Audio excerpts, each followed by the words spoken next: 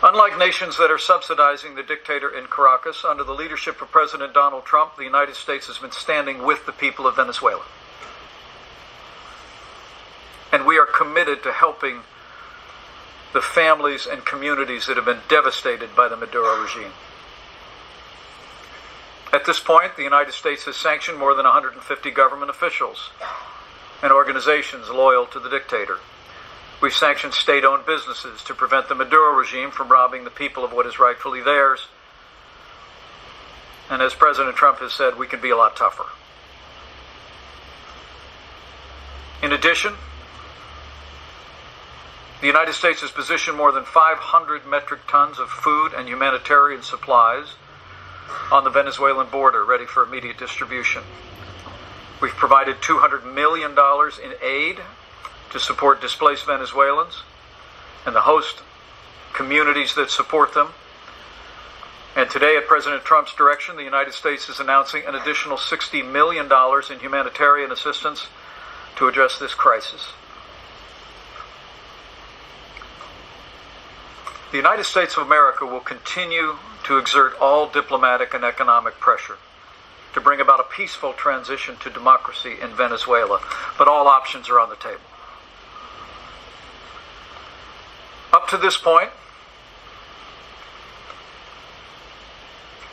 while other international bodies have acted, the United Nations and this Security Council have refused to act.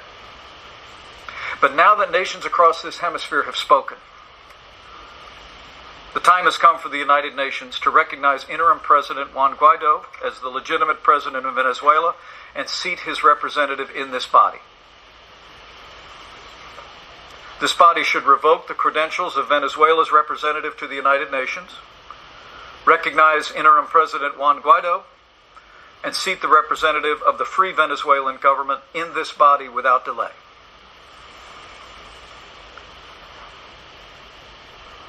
With all due respect, Mr. Ambassador, you shouldn't be here.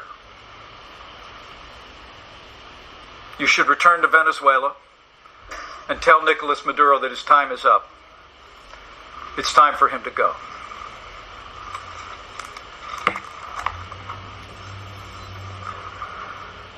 Members of this Security Council,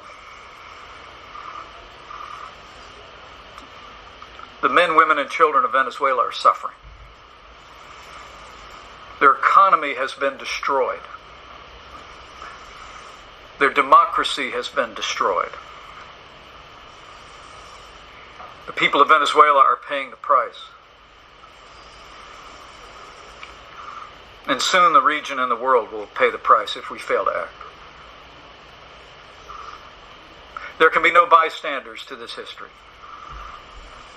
For the peace and security of our hemisphere, the world and the United Nations must stand with the people of Venezuela.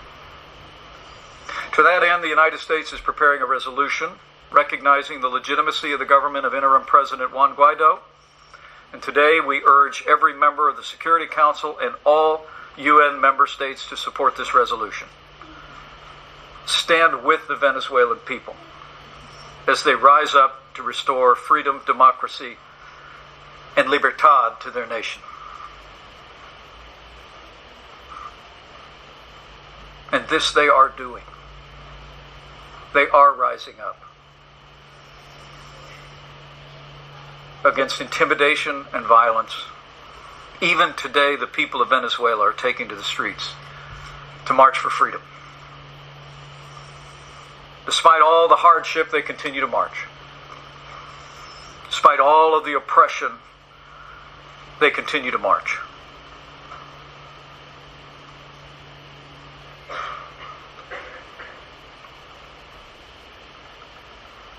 Despite the opposition, they continue to march with courage and strength. Because they're marching to freedom. And in the words of Simón Bolívar, a people that loves freedom will in the end be free.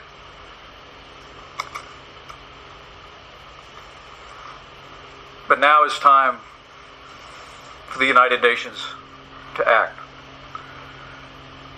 And for the world to stand with the people of Venezuela as they march to freedom. History has taught us what happens when the civilized nations of the world allow oppression to go unchecked. When a brutal dictatorship arose in Europe, the world failed to respond. Millions of lives were lost in the Second World War. This very institution was forged in the aftermath of that war, so that nations around the world could come together and confront dictatorship with one voice. And so the United States is calling on the United Nations to live up to its very purpose. Reject the failed leadership of Nicolas Maduro. Stand with us, stand with nations across the world, across this hemisphere, to help the people of Venezuela forge a brighter future. As President Trump has said, quote, "If the righteous many do not confront the wicked few, then evil will triumph. When decent people and nations become bystanders to history, the forces of destruction only gather power and strength." So let us today rededicate ourselves to the mission upon which this body was founded: to maintain international peace and security. And we have confidence that if we do that, if we make every effort to be at peace, that the God of peace will guide us and bless us today, tomorrow, and always. So thank you, Mr. President, for the honor of addressing you today.